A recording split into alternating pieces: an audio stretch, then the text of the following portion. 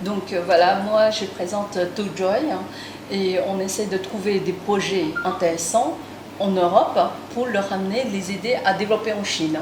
Aujourd'hui, je vous présente le projet KyoFast, voilà, avec Pascal. Bonjour. Voilà, donc je voulais savoir, si vous êtes intéressé de savoir pourquoi j'ai choisi KyoFast, d'abord je vais vous donner une petite idée sur le marché chinois. Aujourd'hui, sur le marché chinois, on est intéressé par la médecine préventionnelle. Et aussi, on est très intéressé à tout ce qui est nouveauté. Et donc, sur nos sélections de projets, je trouve que KyoFast, avec la cryothérapie, qui est venue d'une idée au départ de Japon, et ensuite ils ont traversé le continent, arrivé aux États-Unis et aujourd'hui en Europe. Et leur rencontre avec Pascal, qui nous a développé après par la suite un peu plus sur le concept de cryothérapie. Mais sur nous, surtout sur mes choix, c'est surtout très important de savoir choisir un entrepreneur passionné par son projet et souhaite continuellement de développer le concept avec le temps, avec des nouveautés, avec innovation. Sur le marché chinois, je pense aussi c'est que on est très ouverte à des nouveautés, mais aussi savoir fidéliser avec le temps, il faut vraiment de la qualité. Et c'est pour ça que je pense qu'il y a une découverte intéressante à faire avec Pascal.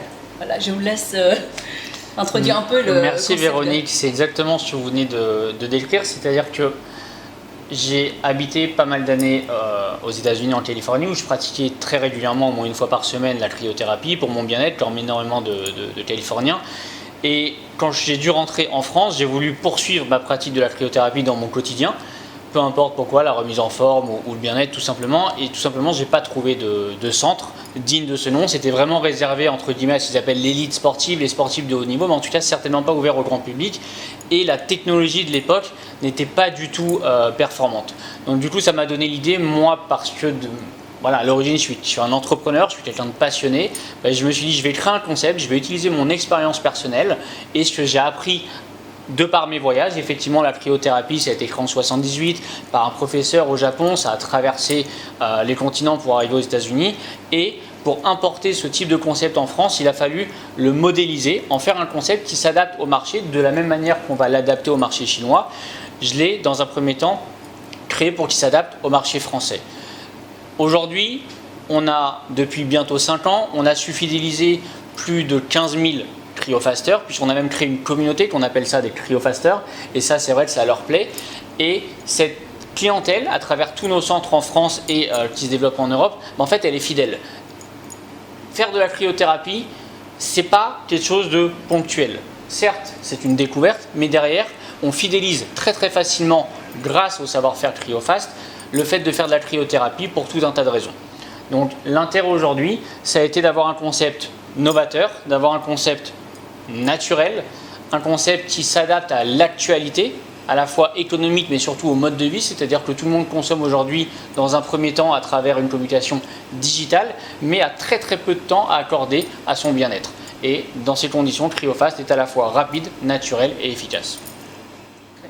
Donc notre rôle, c'est d'identifier le projet, le business model, et ensuite de faire une étude d'analyse sur la partie financière, et ensuite d'étudier si ce projet s'adapte au marché chinois. L'adaptation pour nous est très importante, parce que selon les différentes cultures, selon l'environnement économique, donc il y a une adaptation importante à faire. C'est pour ça que nous allons procéder par le roadshow. Donc on parle de ToJoy, on va présenter le projet de notre manière de communication, mode de communication de ToJoy, pour pouvoir le présenter sur ToJoy Cloud et aussi roadshow, face à des milliers d'entrepreneurs, investisseurs, de choisir, de comprendre le projet et ensuite de faire leur sélection, de venir nous voir pour pouvoir avancer dans le projet.